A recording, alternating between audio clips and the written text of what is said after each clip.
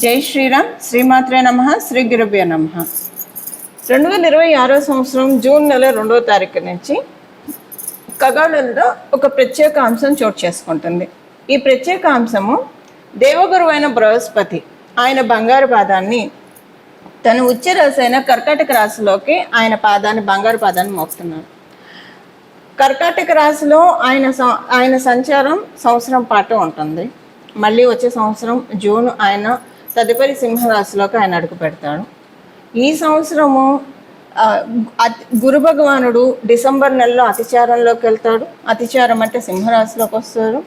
ఆ తర్వాత మళ్ళీ కర్కాటక రాశిలోకి వస్తారు. అంటే ఈ సంవత్సరం మనం మొత్తంగా చూసుకుంటే కనుక గురు భగవానుడు అతిచారంలోకి వెళ్ళడం, మళ్ళీ వక్రగతిలోకి వెళ్ళడం, ఇవన్నీ ఉన్నాయి. ఇవన్నీ మళ్ళీ మనము అప్పుడు ప్రత్యేకంగా మాట్లాడుకుందాం. ఆ డిసెంబర్ నెలలో అప్పుడు మళ్ళీ దాని గురించి ఎలాంటి రిజల్ట్స్ ఉంటాయి అనేది మళ్ళీ చేస్తాను. ఓవరాల్గా అసలు గురు భగవానుడు కర్కాటక రాశిలో ఉండడము, తన ఉచ్చ రాశి, అన్ని రాశుల్లోకి ఆయనకి స్పెషల్ రాశులు కొన్ని ఉంటాయి, 3 ఉన్నాయి. అందులో ఆయన స్వక్షేత్రాలను మినహాయిస్తే ఇంకా స్పెషల్ రాశి, ఇంకా ఆయన ప్రత్యేకమైన రాశి ఉచ్చ రాశి కర్కాటక రాశి. ఈ కర్కాటక రాశిలో ఇప్పుడు గురు భగవానుడు సంచారము ద్వాదశ రాశుల వాళ్ళకి, ద్వాదశ లగ్నాల వాళ్ళకి ఎలాంటి మంచి ఫలితాలు ఇవ్వబోతుంది. మళ్ళీ మనకి ఇలాంటి గ్రహస్థితి రావాలంటే, అంటే మళ్ళీ మనకి గురు భగవానుడు కర్కాటక రాశిలోకి రావాలంటే, ఒకసారి కర్కాటక రాశిలో ఆయన సంచారం ముగించిన తర్వాత మళ్ళీ 12 సంవత్సరాలు పడుతుంది. ఈసారి చాలా విశేషాలతో కూడుకొని ఉంది కర్కాటక రాశిలో గురు భగవానుడు సంచారము. అందులో ఇంకొకటి ఏంటంటే శనేశ్వరుడు, శని మహారాజు మీనరాశిలో ఉండడము. మీనరాశి ఆయన స్వక్షేత్రము. ఇప్పుడు రేవతి నక్షత్రంలో శని భగవానుడు సంచారం సాగుతూ ఉంది. 9వ దృష్టితో ఆయన మీనరాశిని చూడడము ఇదొక స్పెషల్ అంశము. కాలపురుషుడు కుండలిలో వ్యయరాశి మీద ఆయన దృష్టి పెట్టారు. సో ఈ వ్యయరాశి మీద ఆయన దృష్టి పెట్టడము, ఆయన స్వరాశి అవ్వడము, అందులో ఉచ్చరాశిలో ఉండి చూడడము, ఇవన్నీ కూడా చాలా అంటే చాలా మంచి ఫలితాన్ని ద్వాదశ రాశుల వాళ్ళకి, ద్వాదశ లగ్నాల వాళ్ళకి కలగజేస్తుంది. కొన్ని రాశుల వాళ్ళకి, కొన్ని లగ్నాల వాళ్ళకి కొంచెం వాటిని అందుకోవడంలో కొంచెం ప్రయత్నం వారు చేయాల్సి ఉంటుంది. అవేంటో మనం చూద్దాము. ఇప్పుడు మొత్తంగా అసలు ద్వాదశ రాశుల వాళ్ళకి, ద్వాదశ లగ్నాల వాళ్ళకి, 27 రాశుల వాళ్ళకి గురు భగవానుడు ఆయన ఉచ్చక్షేత్రమైన కర్కాటక రాశిలో ఉంటూ కాలపురుషుడు కుండలిలో నుంచి చతుర్థ స్థానంలో ఉంటూ ఆయన ఎలాంటి ఫలితాన్ని ప్రసాదిస్తారో చూద్దాము. మనము శ్రీరామచంద్రమూర్తి జన్మజాతకం తీసుకుంటే ఆయన పుట్టినప్పుడు గురు భగవానుడు బృహస్పతి ఆయన ఉచ్చ రాశిలో ఉన్నాడు, కర్కాటక రాశిలో ఉన్నాడు. అలాగే శ్రీకృష్ణ పరమాత్ముడు ఆయన జన్మజాతకం చూసుకుంటే ఆయన జన్మజాతకంలో కూడా గురు భగవానుడు ఉచ్చక్షేత్రంలో ఉన్నాడు, అంటే కర్కాటక రాశిలో ఉన్నాడు. అలా ఇప్పుడు అందరికీ కూడా, అంటే మనందరికీ కూడా ఉచ్చ రాశిలో ఆయన ఉన్నాడు. ఇది ప్రతి ఒక్కళ్ళకి వర్తిస్తుంది. ఇప్పుడు కొంతమంది ఉంటారు అదృష్టవంతులు, వాళ్ళు పుట్టినప్పుడే గురు భగవానుడు కర్కాటక రాశిలో ఉన్నవాళ్ళు. అలా ఇప్పుడు మీరు ఎవరైనా ఉంటే కనుక మీకు ఇంకా చాలా మంచి ఫలితాలు వస్తాయి, అంటే ఎక్కువ ఫలితాలు, రెట్టింపు ఫలితాలు ఉంటాయి. అలా లేకపోయినా కూడా కాలపురుషుడు కుండలిలో ఆయన కర్కాటక రాశిలో సంచారము ద్వాదశ రాశుల వాళ్ళకి, ద్వాదశ లగ్నాల వాళ్ళకి మంచి ఫలితాలని ప్రసాదిస్తుంది. ఈ ఫలితాలు ఏంటి, ఇవన్నీ కూడా ఇప్పుడు మనం 1 by 1 ప్రతి ఒక్క రాశికి విడివిడిగా మాట్లాడుకుందాం. ఇప్పుడు గురు భగవానుడు ఉచ్చ రాశిలో ఆయన ఎలాంటి ఫలితాలు ఇస్తారు అని మనం తెలుసుకోవడానికి ముందుగా కొన్ని ప్రత్యేక మీ జన్మ కుండలిలో కనుక గురు భగవానుడు మీరు పుట్టినప్పుడు కర్కాటక రాశిలో ఉంటే చాలా మంచి ఫలితాన్ని ఇస్తారు. ఎవరికైనా గురు భగవానుడు మకర రాశిలో ఉంటే, అంటే మకర రాశి ఆయన నీచక్షేత్రం, ఇప్పుడు వాళ్ళకి చాలా బాగా ఉంటుంది. అసలు మామూలుగా అయితే మకర రాశి ఆయన నీచ రాశి కాబట్టి ఇప్పుడు చాలా బాగుంటుంది. అంటే ఇక్కడ సమసప్తకాలు అవుతాయి. ఆయన నీచ రాశిలో ఉన్నాడు, మళ్ళీ ఇక్కడ గోచార గురుడు కర్కాటక రాశిలో ఉన్నాడు. సో సమసప్తక స్థితి ఇరుగురు వర్యులకి కూడా చాలా మంచి ఫలితాలని కలగజేస్తుంది. అలాగే కర్కాటక రాశిలో ఉంటే ఇది చాలా మంచిది, ఎందుకంటే జన్మగురుడు మీద గోచార గురుడు సంచారము, ఇది చాలా మంచి ఫలితాలను ఇస్తుంది. అలాగే ఎవరికైనా వృశ్చిక రాశిలో గురు భగవానుడు ఉంటే ఆయన 5వ దృష్టితో చూస్తూ ఉంటారు కాబట్టి మంచి ఫలితాలను ఇస్తుంది. మీన రాశిలో ఎవరికైనా ఉంటే మీనరాశిలో ఉంటే గురు భగవానుడు, అది కూడా చాలా స్పెషల్ ట్రాన్సిట్గా మీకు ఇంకా అంటే కొంతమందికి ఎక్స్ట్రా ఫలితాలు ఉంటాయి, మంచి ఫలితాలు ఎక్కువగా వస్తాయి.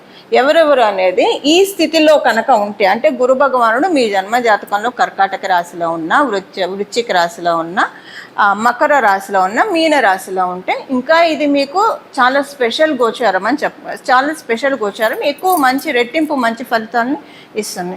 అందున ప్రత్యేకించి మకర రాశిలో గురు భగవానుడు ఎవరికైనా ఉంటే మీరు పుట్టడమే అంటే ఇక్కడ మళ్ళీ క్యాన్సిలేషన్స్ ఉంటాయి. ఇక్కడ కనుక మీకు మంగళతోటి కూడి గురు భగవానుడు ఉంటే కనుక అప్పుడు గురు భగవానుడు ఆయనకు ఉచ్చస్థానం, మంగళకి ఈయన నీచస్థానం కాబట్టి ఈయనకి నీచ భంగం అయిపోతుంది. అప్పుడు మీకు ఇది మీకు నీచలో ఉన్నట్టు కౌంట్ కాదు.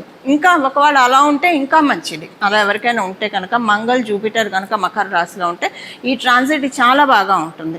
అలా లేదు ఉత్తగా జూపిటరే ఉన్నారు అనుకోండి, ఉత్తగా గురు భగవానుడే ఉన్నారు అనుకోండి మకర రాశిలో, ఇంకే ప్లానెట్స్ ఉన్నా కౌంట్లోకి రాదు. మంగళ ఉంటేనే ఆయనకి ఇక్కడ క్యాన్సిలేషన్ అవుతుంది. ఒకవేళ జూపిటర్ రెట్రోగ్రేషన్లో ఉన్నా కూడా ఆయన ఉచ్చ స్థానంలోనే ఉన్నట్టు కన్సిడర్ అవుతుంది మకర రాశిలో.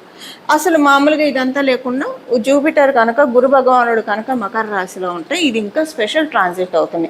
మీరు మీ జన్మ జాతకంలో కనుక గురు భగవానుడు మకర రాశిలో ఉంటే మీరు గురుబలం లేకుండా పుట్టారు కాబట్టి ఇప్పుడు మీరు దాన్ని మళ్ళీ వచ్చే 12 సంవత్సరాల వరకు ప్రొటెక్ట్ చేసుకోవడానికి అవకాశం ఉంటుంది. దానికోసం ఈ సంవత్సరం మొత్తం కూడా గురు భగవానుడు ఆరాధన చేస్తే చాలా మంచి ఫలితాలు ఉంటాయి. ఇప్పుడు నేను చెప్పిన ఈ ప్రత్యేక గ్రహస్థితిలో ఉన్న వాళ్ళ మటుకే కాదండి, మనందరికీ కూడా మళ్ళీ 12 సంవత్సరాల వరకు కూడా మనం గురుబలాన్ని సెక్యూర్ చేసుకోవడానికి, గురుబలాన్ని భద్రపరచుకోవడానికి ఇప్పుడు ఆహార నిల్వలు చేసుకుంటే మనకి డబ్బు నిల్వలు చేసుకుంటాం, ఆహార నిల్వలు చేసుకుంటాము, సేవింగ్స్ చేసుకుంటాము. ఇవన్నీ మనం మెటీరియల్గా చేసేది. మనం అకల్ట్గా ఏం చేస్తున్నాము, స్పిరిచువల్గా ఏం చేస్తున్నాము, మనం చేసే ప్రతి మంచి పని కూడా మనకి గురుబలాన్ని యాడ్ చేస్తూ ఉంటుంది. ఈ సంవత్సరం ఎంత ఎప్పుడు మంచి పనులు చేస్తూ ఉండాలి. ఈ సంవత్సరం ఎంత వీలైతే అంత మంచి పనులు చేస్తూ ఉంటే కనుక గురుబలం ఆటోమేటిక్గా యాడ్ అయిపోతుంది. మీరు గురుతత్వం కల దేవీ దేవతని పూజించినా పూజించకపోయినా కూడా మానవ సేవ మాధవ సేవ అన్న చందాన మీరు ఉన్నవాళ్ళైతే మీరు ఎప్పుడు గురుబలంతో ఉన్నవాళ్ళే. ఇప్పుడు ఇంకా దాన్ని చేస్తే కనుక ఇంకా మంచి ఫలితాన్ని చూడొచ్చు. సో ఇలా మనం అందరం కూడా 12 సంవత్సరాల వరకు గురుబలాన్ని సెక్యూర్ చేసుకోవడానికి this is the right time undoubtedly. ఇప్పుడు మనం విడివిడిగా ప్రతి ఒక్క రాశి వాళ్ళకి గురు భగవానుడు ఎలాంటి ఫలితాలను ప్రసాదిస్తాడు అన్న విషయాన్ని చూద్దాం. మేషరాశిలో పుట్టిన వాళ్ళకి, మేషలగ్నంలో పుట్టిన వాళ్ళకి గురు భగవానుడు మీకు చతుర్థ స్థానంలో సంచారం చేస్తూ ఉన్నారు. కాలపురుషుడు కుండలి కాబట్టి చతుర్థ స్థానంలో ఆయన సంచారం చేస్తూ మీ యొక్క అష్టమ రాశిని ఆయన వీక్షిస్తున్నాడు, అలాగే మీ దశమ రాశిని ఆయన వీక్షిస్తున్నాడు, మీ వ్యయ రాశిని ఆయన వీక్షిస్తున్నాడు, సాక్షాత్తు చతుర్థంలో ఉన్నారు. ఇప్పుడు ఏంటంటే మీకు ధర్మ త్రికోణాలు, అర్ధ త్రికోణాలు, కామ త్రికోణాలు, మోక్ష త్రికోణాలు అని మనకి జ్యోతిష శాస్త్రంలో చెప్పబడ్డాయి. మీకు ఇప్పుడు మోక్ష త్రికోణాలు చాలా బలంగా ఉన్నాయి. దానికి కారణం ఏంటంటే 4, 8, 12 ఈ 3 కూడా మోక్ష త్రికోణాలు. గురు భగవానుడు చతుర్థ స్థానంలో ఉంటూ మీ అష్టమ రాశిని చూడటం, వ్యయ రాశిని చూడటం, మోక్ష త్రికోణం బలంగా ఉంది. మోక్ష త్రికోణం బలంగా ఉండడం అంటే ఏదో భయపడకండి. అంటే మోక్షం అంటే మనం ఈ జీవుడి దేహంలోంచి వెళ్ళాక వచ్చేదే మోక్షం కాదు. మనం ఈ జీవుడి దేహంలో ఉన్నప్పుడు కూడా మనకున్న ఈతి బాధల నుంచి, మనకున్న కష్ట నష్టాల నుంచి మనం బయటపడడం కూడా మోక్షమే. ఇప్పుడు నన్ను ఈ కష్టం నుంచి గట్టెక్కించరా భగవంతుడా, ఈ కష్టం నుంచి నాకు ముక్తిని ప్రసాదించు, ఈ కష్టం నుంచి నాకు మోక్షాన్ని కలిగించు అని మనం కోరుకుంటాం కదా. అది ఇప్పుడు దానికి పర్ఫెక్ట్. ఎవరైతే స్పిరిచువల్ సీకర్స్ ఉన్నారో వాళ్ళకి ది బెస్ట్ పీరియడ్ మేషరాశిలో పుట్టిన వాళ్ళందరికీ కూడా. ఒకవేళ మీరు స్పిరిచువల్ సీకర్స్ అయితే కనుక ఈ సంవత్సరం మీకు పూలపాన్పు బంగారు ద్రవ చూపిస్తాడు గురు భగవానుడు. ఆయనే స్వయంగా వేలు పట్టుకొని మిమ్మల్ని ఆధ్యాత్మిక మార్గంలో ఇంకా పురోభివృద్ధి చెందేట్టు మిమ్మల్ని ఇంకా అసలు మీకు అనిపిస్తున్న ఒకవేళ కనుక మీరు ఆధ్యాత్మిక మార్గంలో ఉంటే స్పిరిచువల్ సీకర్స్ అయితే కనుక మీకు అనిపిస్తుంది నిన్నాళ్ళు ఇంత టైం వేస్ట్ చేశాను, ఇంత ఉందా, ఇది ఒక సముద్రం, ఇంకా తెలుసుకున్న కొద్దీ తెలుసుకోవాలని ఉంది అంటే ఒక ఎగ్జైట్మెంట్ ఉంటుంది, ఒక థ్రిల్లింగ్ ఉంటుంది. ఇప్పుడు అంటే మనకి జరగబోయేవి తెలియడం ఒకటి ఫస్ట్. సెకండ్ థింగ్ ఏంటంటే ఈ ఆధ్యాత్మిక మార్గం అనేది చాలా డిఫరెంట్ ప్రాస్పెక్టివ్లో ఉంటుందండి. ఒక్కొక్కరికి ఒక్కొక్క రకమైన ఎక్స్పీరియన్స్ ఇస్తుంది ప్రకృతి మాత. ఒకవేళ మీరు ఆధ్యాత్మిక మార్గంలో ఉండి మీరు స్పిరిచువల్ సీకర్స్ అయితే కనుక గోల్డెన్ పీరియడ్ ఇది.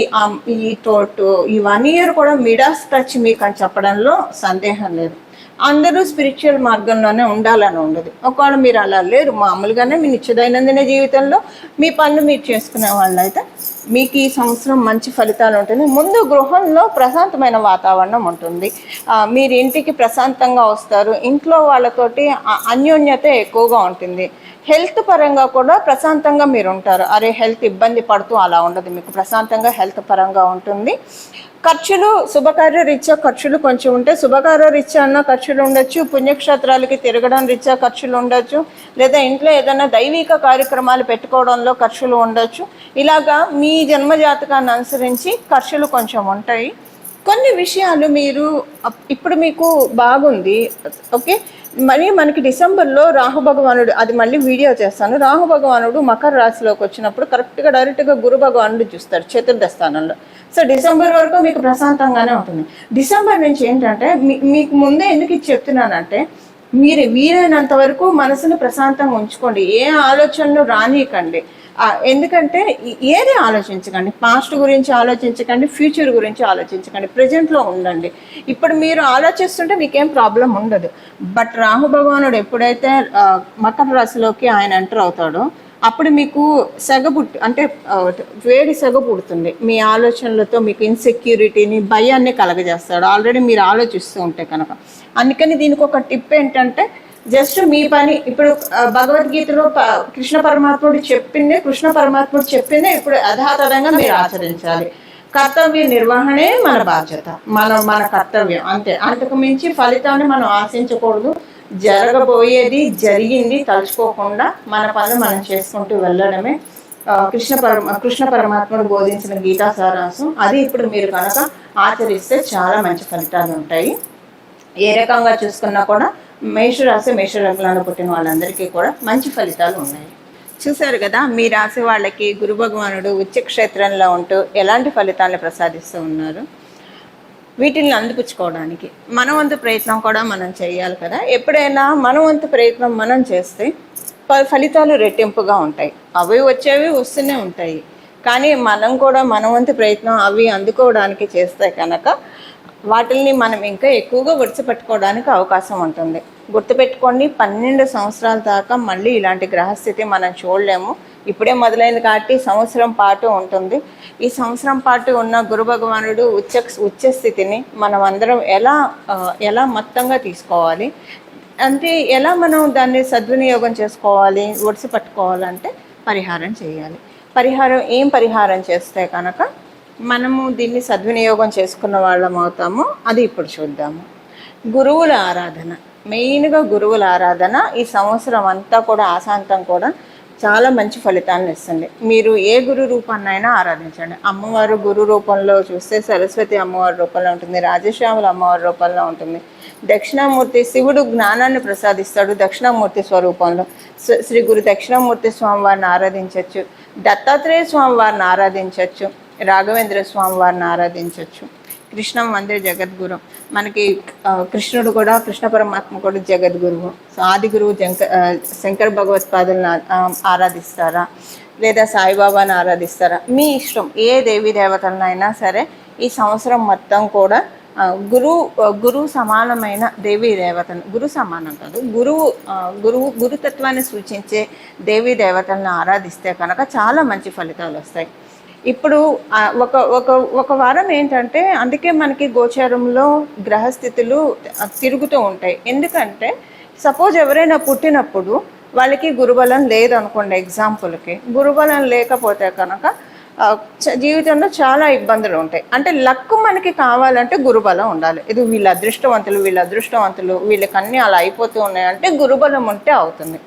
ఇలా గురుబలం అందరికీ దొరకకపోయినా భగవంతుడు అవ్యాజ కరుణామూర్తి కాబట్టి ప్రతి సంవత్సరం కూడా గోచారంలో వచ్చే ఇలాంటి స్థితిగతుల వల్ల మన జన్మజాతకంలో గురుబలం ఉంటే దాన్ని ద్విగుణీకృతం చేసుకోవడానికి, ఒకవేళ జన్మజాతకంలో గురుబలం లేకపోతే దీనిని పెంపొందించుకోవడానికి మరియు దాన్ని తీసుకోవడానికి, గురుబలాన్ని మనం తీసుకోవడానికి, అబ్జర్వ్ చేసుకోవడానికి ఇది చాలా సరైన అవకాశం. ద్వాదశ రాశుల వాళ్ళకి, ద్వాదశ లగ్నాల వాళ్ళకి, 27 నక్షత్రాల వాళ్ళకి కూడా అందువల్ల గురుతత్వాన్ని సూచించే దేవీ దేవతల్ని ఈ సంవత్సరం మొత్తం కూడా ఆరాధిస్తే చాలా మంచిది. ప్రతిరోజు కూడా ఉదయాన్నే నిద్ర లేస్తుంది మనం ఇక్కడ తల మీద చేపెట్టుకొని వందే గురు పదద్వంద్వం, వందే గురు పదద్వంద్వం, వందే గురు పదద్వంద్వం అనే నామాన్ని ఉచ్చరిస్తూ లేవడము. అంటే ఇక్కడ మనకి గురు పాదకులు ఉంటాయి శిరస్సు మీద, అందుకే మనకి ఇది చాలా పవిత్రమైన స్థానం. ఇక్కడ ఈ స్థానం పవిత్రమైన స్థానం. ఉదయాన్నే లేస్తూనే ఇలాగా వందే గురు పదద్వంద్వం అని ఎప్పుడైతే మనం చెప్పుకుంటూ ఉంటామో అంటే దీని అర్థం ఏంటి, గురువు యొక్క ఈ రెండు గురువు యొక్క పాదాలకి శిరస్సు ఉంచి ప్రణామం చేస్తూ ఉన్నానని చెప్పి ఈ మంత్రం యొక్క అర్థం. ఇలా ఉదయాన్నే అనుకుంటూ లేవడం వల్ల మన జన్మజాతకంలో గురుబలం పెరుగుతుంది. మీరు అదృష్టవంతులయ్యి మీ జన్మజాతకంలో గురుబలం ఉంటే ఇది ఇంకా యాడెడ్ అడ్వాంటేజ్ అవుతుంది. ఇప్పుడు ఇలా మనం గురుబలాన్ని పెంపొందించుకొని మన జీవితాన్ని ఉన్నంతలో అదృష్టవంతంగా మార్చుకోవడానికి చక్కటి సదావకాశాన్ని గోచారంలో బృహస్పతి ప్రసాదిస్తూ ఉన్నాడు. గోచారంలో బృహస్పతికి అన్ని ప్లానెట్స్ కూడా చాలా భక్తితో ఆరాధిస్తాము. ఇంకా గురు భగవానుడు అంటే అత్యంత భక్తి శ్రద్ధలు కనుక గురు భగవానుడి పాదాలకి శిరస్సు ఉంచి ప్రణామం చేస్తూ మనందరికీ కూడా సన్మంగళాలు మన జీవితంలో కలగాలని చెప్పి మనస్ఫూర్తిగా కోరుకుంటూ మంగళం. నమో భగవతే వాసుదేవాయ.